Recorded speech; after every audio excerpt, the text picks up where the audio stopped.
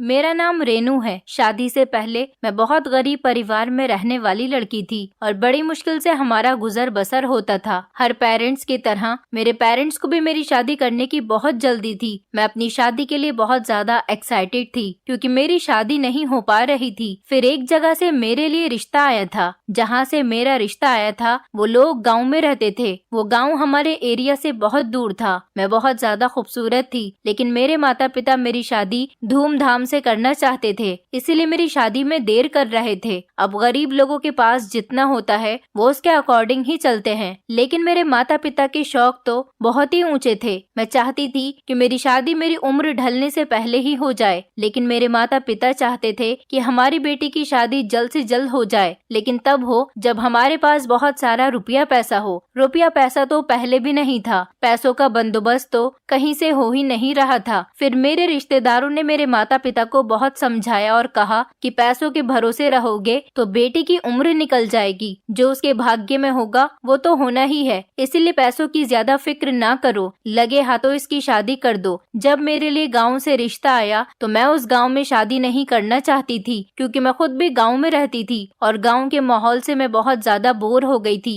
मेरी चाहत थी कि मेरी शादी शहर में हो, शहर के किसी पढ़े लिखे लड़के से हो, लेकिन शायद मेरे भाग्य में गाँव ही लिखा हुआ था। मेरे घर वालों ने कहा कि बहुत अच्छे लोग हैं, उनकी अपनी बहुत सारी भैंसें हैं और दूध बेचने का बिजनेस है। बस इसी तरह से मेरी शादी हो गई। जब मैं अपनी ससुराल आई तो मैंने देखा कि इस घर में सच में बहुत सारी भैंसें पल रही थी, जिनका ख्याल मेरे ससुर रखते थे। और हमारे घर में ही बैठक में एक दुकान बनी हुई थी जिसमें भैंस का प्योर दूध, दही, पनीर और देसी घी भी मिलता था। मैं बहुत ज्यादा खूबसूरत थी और मुझे पनीर बहुत पसंद था। मैं हमेशा पनीर की तरह तरह के डिशेस बनाकर खाती थी। मुझे खाना बनाना बहुत अच्छा लगता था और हर तरह का मुझे खाना पकाना आता था। दूध की खीर भी मैं कई तरह की बना लिया करती थी। मैंने सोचा चलो दूध तो घर का ही है, मुझे कभी भी कुछ पकाने में दूध का फायदा होगा। और जब मैं इस घर में रहने लगी तो मुझे यहाँ पर कुछ अजीब सा महसूस हुआ। मेरे पति का नाम आनंद था। आनंद बहुत अच्छे थे, मेरा बहुत ख्याल रखते थे। मेरे ससुर बहुत सीधे साधे इंसान थे और कभी मेरी किसी बात में उन्होंने दखल अंदाजी नहीं की थी।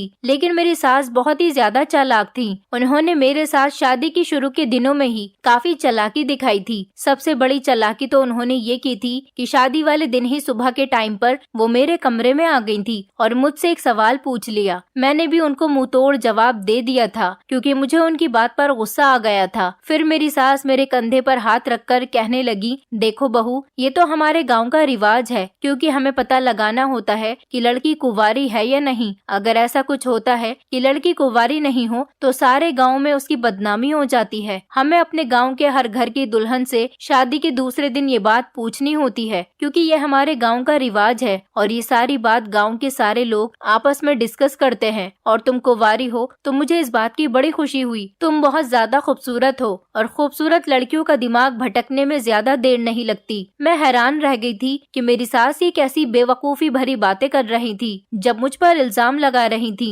मुझे अपनी सास की ये बात बिल्कुल पसंद नहीं आई थी। मैंने उनकी शिकायत रात को ही अपने पति से कर दी। मेरे पति ने कहा, पागल, वो तुम पर इल्जाम नहीं लगा रही थी, यहाँ पर तो ये रस्म है, इस गाँव में ऐसा ही होता है। जबकि मुझे नहीं लगता था कि यहाँ ऐसी कोई रस्म होती होगी। ये लोग तो मुझे बेवकूफ बना रहे थे। फिलहाल मुझे इस बात की खुशी थी कि मैं कुंवारी हूँ। शाम को ही इस बात का सेलिब्रेशन किया गया था और मैं हैरान थी कि इस खुशी की वजह से सारे गांव में मिठाई बांटी गई थी। मेरे ससुर की सेहत बहुत अच्छी थी। शायद भैंसों का ध्यान रखने की वजह से वो काफी मजबूत शरीर के लग रहे थे। मेरे ससुर सुबह सुबह ही अपना काम शुरू कर देते थे। अक्सर लोग उनकी दुकान से दूध और दूध से बनी हुई चीजें खरीदने के लिए आते थे। कई लोग तो दूध, दही, पनीर, मक्खन, इन सारी चीजों का ऑर्डर देकर चले जाते थे। मैंने सुना था कि घर का दूध प्योर और शुद्ध दूध होता है। एक दिन एक आदमी मेरे ससुर को 5 किलो मक्खन बनाने का ऑर्डर देकर गया था और उसने कहा था कि वो कल को आकर 5 किलो मक्खन ले जाएगा। मेरी सास ने घर का बना हुआ 5 किलो मक्खन निकालकर उस आदमी के लिए अलग से रख दिया था। मैंने अपनी सास से कहा कि मुझे इसमें से थोड़ा सा मक्खन अलग से निकाल कर दे दो। इतना सारा मक्खन है, इस आदमी को पता नहीं चलेगा। अगर हम थोड़ा सा भी निकाल लेंगे तो मुझे मक्खन खाने में डालना है। मेरी सास ने कहा, नहीं, ये तो ऑर्डर वाला मक्खन है,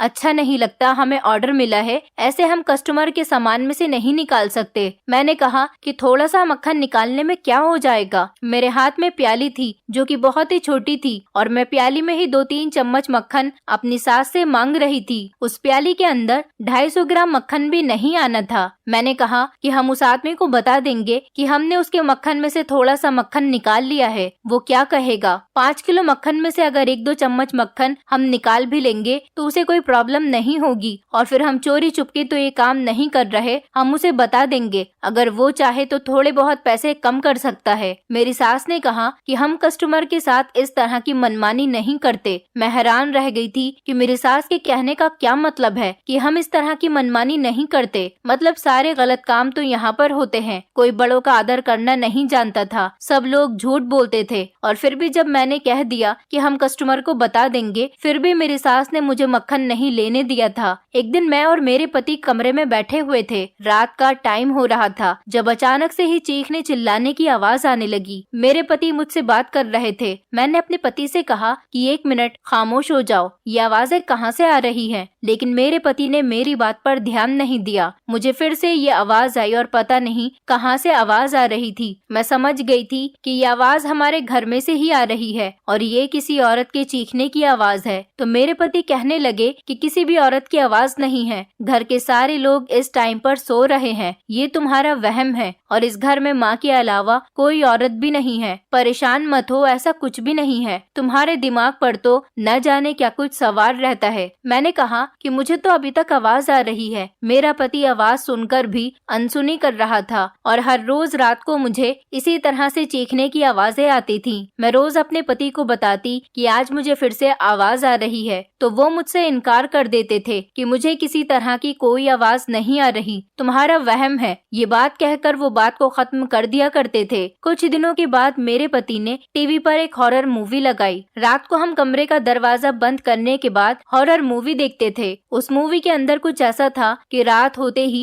हीरो अजीब सा हैवान बन जाता था। वो अपनी पत्नी पर बहुत ज्यादा जुल्म करता था। मैं और मेरे पति इस फिल्म को बड़ी गौर से देख रहे थे। फिर मेरे पति ने मेरी तरफ गौर से देखा क्योंकि मैं बहुत ज्यादा डर रही थी। तो उन्होंने कहा कि तुम्हें डर क्यों लग रहा है? मैंने कहा कि हाँ, मुझे बहुत डर लग रहा है। ये देखो क्या हो गया, हीरो अपनी पत्नी के साथ कितना हैवान बनकर उस पर जुल्म कर रहा है। जबकि मूवी के स्टार्टिंग में तो दिखाया गया था कि हीरो अपनी पत्नी से बहुत प्यार करता है और रात होते ही इसके अंदर न जाने किसकी आत्मा आ जाती है। मेरा पति कहने लगा कि ऐसा कुछ अगर तुम्हारे साथ हुआ तो तुम क्या करोगी? मैंने कहा कि आपका मतलब क्या है, ऐसा कैसे हो सकता है? मैंने हंसकर कहा कि आप भी इस तरह से हैवान बन जाओगे? उन्होंने कहा कि इस तरह से तो नहीं, लेकिन हो सकता है कि किसी दिन मुझे बहुत ज्यादा गुस्सा आ जाए और मैं इसी तरह तुम्हारे पीछे तुम्हें नुकसान पहुंचाने की कोशिश करूं। तो मैंने कहा कि इस तरह के हालात में कभी आने ही नहीं दूंगी। आपको भला मुझ पर गुस्सा क्यों आएगा? मैं कभी आपको गुस्सा नहीं होने दूंगी। मेरा पति सीरियस था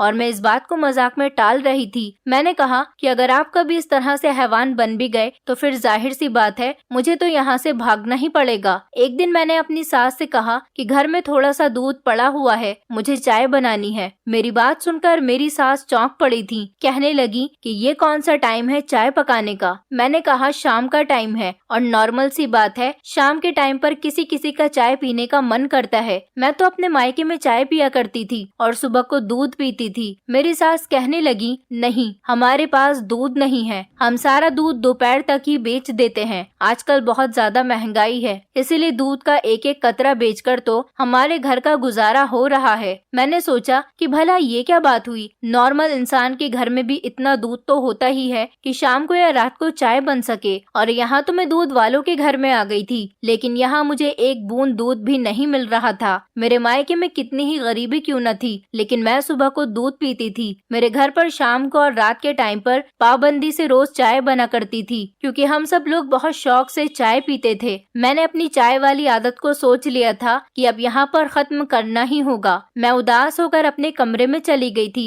और बैठी हुई थी। मेरे पति कमरे में आए और कहने लगे, क्या बात है, जब से तुम्हारी शादी हुई है तुम बहुत ज्यादा कमजोर लगने लगी हो। मैंने कहा कि मैं इसीलिए कमजोर हो रही हूँ क्योंकि यहाँ पर मुझे ढंग से ना तो पीने के लिए चाय मिल रही है और ना ही सुबह को दूध मिल रहा है। मैं कमजोर तो हो चुकी हूँ और धीरे धीरे और ज्यादा कमजोर हो जाऊंगी। जाऊंगी। मेरे पति कहने लगे, क्यों, ऐसा क्या हुआ, ऐसा क्यों कह रही हो? मैंने कहा, मैं अपने घर में रोजाना सुबह को पेट भर कर दूध पिया करती थी और यहाँ पर मुझे पीने के लिए एक बूंद दूध भी नहीं मिल रहा। तो क्या फायदा हुआ मुझे आप लोगों के घर में शादी करके? जिस चीज का घर में कारोबार होता है उस चीज को बाहर से नहीं खरीदा जाता। लेकिन अब आप एक काम करो, मुझे बाहर से आधा किलो दूध ला दो जिससे मैं अपने लिए और आपके लिए चाय बना लूं, क्योंकि मेरे सर में बहुत दर्द हो रहा है, मुझे चाय की तलब लग रही है। ये सुनकर मेरे पति का मूड अजीब सा हो गया था। उन्होंने कहा कि नहीं, अगर माँ को पता चल गया तो वो गुस्सा करेंगी, क्योंकि हमारे घर पर सिर्फ सुबह में ही चाय बनती है। बाहर से अगर दूध लेकर आऊंगा तो पैसे खर्च हो जाएंगे। मैंने कहा कि दूध के लिए मुझसे पैसे ले लो, क्या परेशानी है आपको? मेरे पति ने कहा कि नहीं, ऐसी कोई बात नहीं, लेकिन बस फिर भी माँ गुस्सा करती है, उनको पता चल जाएगा। मैंने कहा, मैं उनको कुछ पता चलने नहीं दूंगी। उन्होंने कहा कि तुम किचन में जाकर चाय बनाओगी तो माँ तुम्हें देख लेंगी। मैंने कहा कि जिस टाइम वो बिजी होंगी उस टाइम मैं चाय बना लूंगी, उनका ध्यान मुझ पर नहीं होगा और उन्हें पता भी नहीं चलेगा। मेरे पति ने कहा कि जो काम पॉसिबल नहीं है उसे करना जरूरी नहीं, इसलिए तुम ऐसा कोई काम ही मत करो जिससे घर में किसी तरह का लड़ाई झगड़ा पैदा हो। मैं तो परेशान हो गई। मेरी तो चाय पीने की आदत थी, अगर मैं चाय नहीं पीती थी तो मुझे नींद नहीं आती थी, और जब तक मैं सुबह को गिलास भर के दूध नहीं पीती थी मेरा पेट नहीं भरता था। लेकिन यहाँ तो मुझे सुबह को सिर्फ एक कप ही चाय मिल रही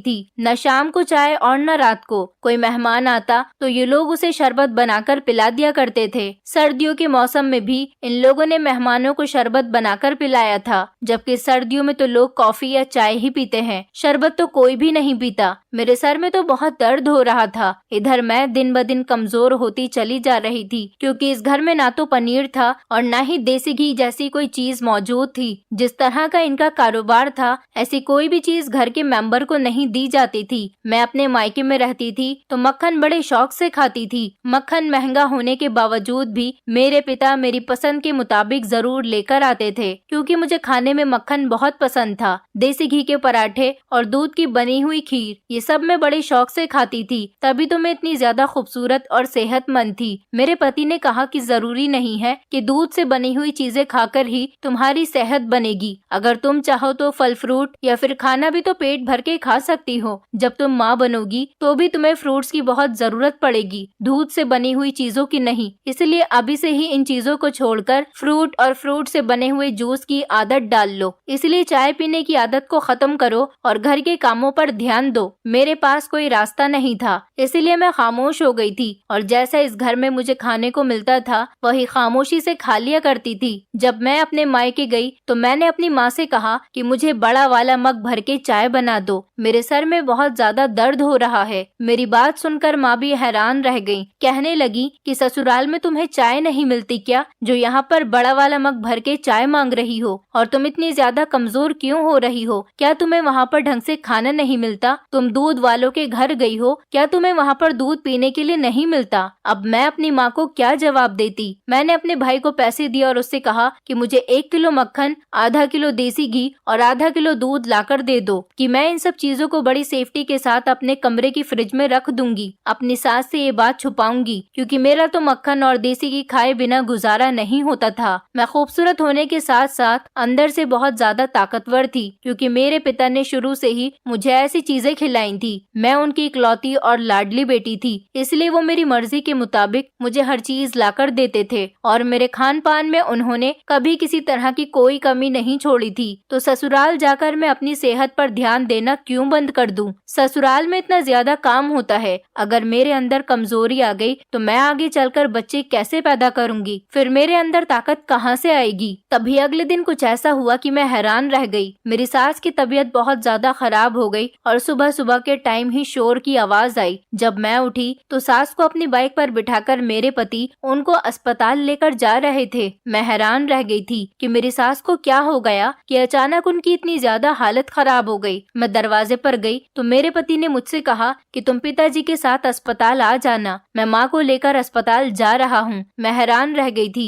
कि मेरी सास को अस्पताल लेकर जाया जा रहा है और मेरे ससुर अभी तक सो रहे थे। अब मुझे भी अस्पताल जाना था क्योंकि मुझे भी अपनी सास की बहुत फिक्र सता रही थी, लेकिन मेरे ससुर थे कि उठ ही नहीं रहे थे। मैं उनके कमरे में गई और उन्हें कई बार जगाने की कोशिश की, लेकिन वो तो उठने का नाम ही नहीं ले रहे थे। इसके बाद जब वो सोकर उठे तो मैंने उन्हें बताया कि माँ जी के साथ ये सब कुछ क्या हो गया। मैं अपनी सास के लिए बहुत परेशान हो रही थी। उन्होंने मुझसे कहा कि अच्छा चलो ठीक है, पहले तुम मेरे लिए नाश्ता बना दो, उसके बाद हम अस्पताल चलेंगे। मैंने सोचा कि मेरे ससुर किस तरह के इंसान हैं। उनकी पत्नी कितनी गंभीर हालत में अस्पताल गई है और इन्हें तो अपनी पत्नी की कोई फिक्र ही नहीं। उधर मेरी सास की जान पर बन आई थी और इधर मेरे ससुर को नाश्ता करने की पड़ी है। मैंने नाश्ता बनाया और मेरे ससुर चाय को दोबारा गर्म करवाकर पीते रहे और मोबाइल देखते रहे। कुछ देर तक टीवी पर न्यूज देखते रहे। इन्हीं कामों में मेरे ससुर ने लगभग 2 घंटे खराब कर दिए थे और फिर मेरी सास और मेरे पति घर वापस आ गए थे। मेरी सास को कोई ज्यादा गहरी चोट नहीं लगी थी, उनके सर पर चोट लगी थी और वो शायद बेहोश हो गई थी।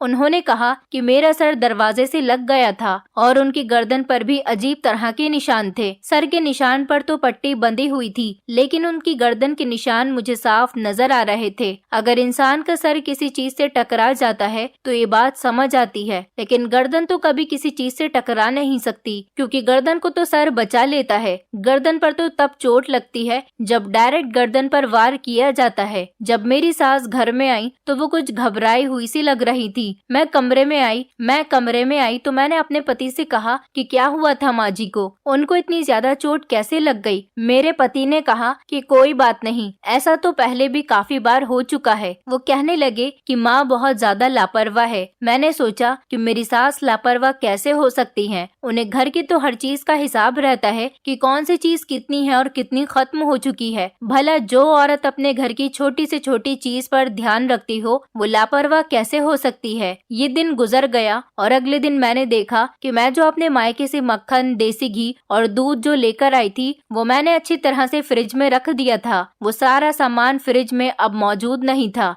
फ्रिज में दूध भी गिरा पड़ा था। न जाने किसने दूध की थैली को फ्रिज में ही गिरा दिया था, लेकिन ये सब कुछ कौन कर सकता था, क्योंकि मेरे सास ससुर को तो इस बारे में कुछ पता ही नहीं था और पति भी फ्रिज में ज्यादा नहीं घुसते थे। मैंने सुना मेरी सास मेरे पति से कह रही थी कि बेटा हमें ये काम खत्म कर देना चाहिए। मैं अब सावधानी करके और इन भैंसों का ख्याल रख रख के परेशान हो गई हूँ। तुम्हें अपने पिताजी के बारे में तो पता है ना, मैं कब तक भला ये सब कुछ करूँगी। मुझे आगे से डर लगता है और हम घर के अंदर ही आग लगाकर बैठे हुए हैं। इन भैंसों को कहीं जाकर बेच दो। मैं हैरान हो गई थी कि मेरी सास ने भैंसों को आग के साथ कंपेयर क्यों किया था। ये तो उनका बिजनेस था, क्योंकि मेरा पति तो सिर्फ एक मामूली सी ही नौकरी किया करता था और उनकी सैलरी भी सिर्फ 20 से 25 हजार रुपए ही थी और उसमें से भी 3-4 हजार रुपए तो 3-4 हजार रुपए महीने के मेरे पति के किराए के ही निकल जाते थे, क्योंकि मेरे पति बाइक घर पर ही छोड़कर जाते थे और बस से शहर में नौकरी करने जाते थे, क्योंकि इससे पहले भी उनकी एक बार बाइक चोरी हो चुकी थी, इसलिए उन्होंने बाइक ले जाना बंद कर दिया। मेरे पति ने अपने माँ से यही कहा कि अगर ये सब हो गया तो हमारा तो बहुत नुकसान हो जाएगा और हमारा गुजारा कैसे होगा। सारे मोहल्ले के लोग जानते हैं हमारी दुकान को, हमारी बहुत पुरानी दूध की दुकान है। मेरे सास ने अपने बेटे से कहा कि तुम्हें तो नुकसान और फायदे की पड़ी हुई है, ये नहीं पता कि तुम्हारे पिता को इस काम से। ये बात मेरी सास कह रही थी कि अचानक उनकी नजर मुझ पर पड़ गई, क्योंकि मैं उनकी बातें सुन रही थी और वो अपनी बातें अधूरी छोड़कर वहाँ से चली गई। तभी मेरे पति ने भी मुझे देख लिया और कहने लगे कि तुम हमारी बातें सुन रही हो। तो मैंने कहा कि नहीं, मैं तो बस आपको बुलाने के लिए आ रही थी। मेरे पति कहने लगे हाँ बताओ क्या काम है। मैंने कहा रात को बनाने के लिए सब्जी लाकर दे दो। उन्होंने कहा ठीक है ला दूंगा। ये कहकर मेरे पति घर से बाहर चले गए। मेरे पति बहुत परेशान नजर आ रहे थे और मुझे समझ नहीं आ रहा था कि मेरी सास को इन भैंसों से क्या परेशानी थी, जबकि भैंसों का ध्यान तो मेरे ससुर रखते थे। मेरी सास हर टाइम डरी सहमी सी रहती थी, न जाने उनके शरीर पर जख्म क्यों होते थे। और अब काफी दिनों से मैं नोटिस कर रही थी कि मेरे ससुर कमरे से बाहर ही नहीं निकल रहे थे, जबकि भैंसों का ख्याल भी इन दिनों मेरी सास ही रख रही थी। मेरी सास की कोई भी हरकत मेरी समझ में नहीं आती थी और मेरे ससुर तो बहुत सीधे साधे इंसान थे। वो किसी मैटर में नहीं बोलते थे, उनको घर की किसी भी कोई बात से मतलब नहीं था, वो सिर्फ अपने काम में लगे रहते थे। अब शायद कुछ दिनों से उनकी तबीयत ठीक नहीं थी। क्या बात थी जो वो कमरे से बाहर निकलकर अपना काम नहीं देख रहे थे। मेरे ससुर को घर और दुनिया की कोई फिक्र नहीं थी और फिर भी मेरी सास कहती थी कि इस घर में जितनी भी मुसीबतें आ रही हैं वो सब की सब तुम्हारे ससुर की वजह से आ रही हैं। मैं समझ नहीं पाती थी कि वो आखिर ऐसा क्यों कहती हैं। एक दिन मैं छत पर कपड़े फैलाने के लिए चली गई, तभी मुझे बराबर वाली छत पर खड़ी हुई एक पड़ोसन मिली, जिसने मुझे पहचान लिया और मेरी सास का नाम लेकर कहने लगी, तुम तो उनकी बहू हो ना, तुम्हारी जिंदगी कैसी गुजर रही है। मैंने कहा,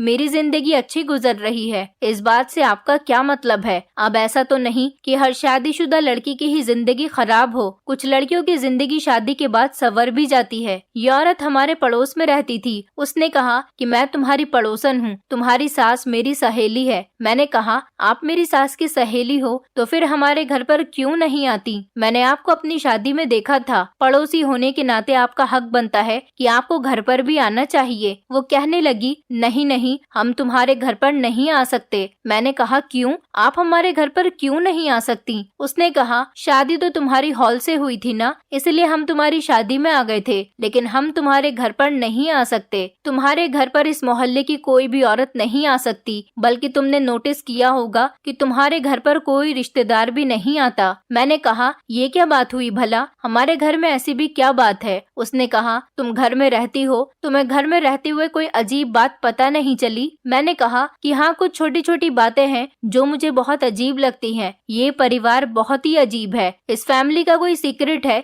जो ये लोग छुपा रहे हैं। तो उस औरत ने कहा कि अब मैं तुम्हें छत से क्या बताऊं, तुम्हारे घर का एक बहुत बड़ा राज है जो कि मोहल्ले के सारे लोग ही जानते हैं। मैं तुम्हें यहाँ पर शॉर्टकट में बता देती हूँ कि तुम अपने ससुर से बहुत दूर रहना। तुम्हारे ससुर के साथ कोई प्रॉब्लम है, ऐसा लगता है जैसे उस पर किसी आत्मा का साया है, लेकिन एक बात याद रखना कि इस सब की वजह तुम्हारी सास ही है। मैंने कहा कि आप मुझे कंफ्यूज क्यों कर रही हो, मुझे आपकी कोई भी बात समझ नहीं आ रही। उन्होंने कहा कि मुझे माफ कर दो बहू, तुम अपने काम से काम रखो, मैं तुम्हें यहाँ से कुछ नहीं बता सकती। भला खुले आसमान के नीचे मैं भूत प्रेत की बातें नहीं करना चाहती। मैं अगर तुम्हें कुछ बताऊंगी भी तो शायद तुम यकीन भी नहीं करोगी। तुम्हें अगर इस बात का पता लगाना है तो तुम एक काम करना, तुम अपने ससुर की दुकान से थोड़ा सा दूध ले लेना और उसे किसी ऐसी जगह पर रख देना जहाँ पर उस दूध को सब लोग देख सके। इसके बाद तुम्हें खुद ही पता चल जाएगा कि आखिर तुम्हारे घर में क्या प्रॉब्लम है। मैं हैरान रह गई और मैंने कहा कि भला दूध से क्या मतलब है। मैंने उनको कहा कि आप छत से नीचे उतरकर हमारे घर आ जाएं और मेरे कमरे में बैठकर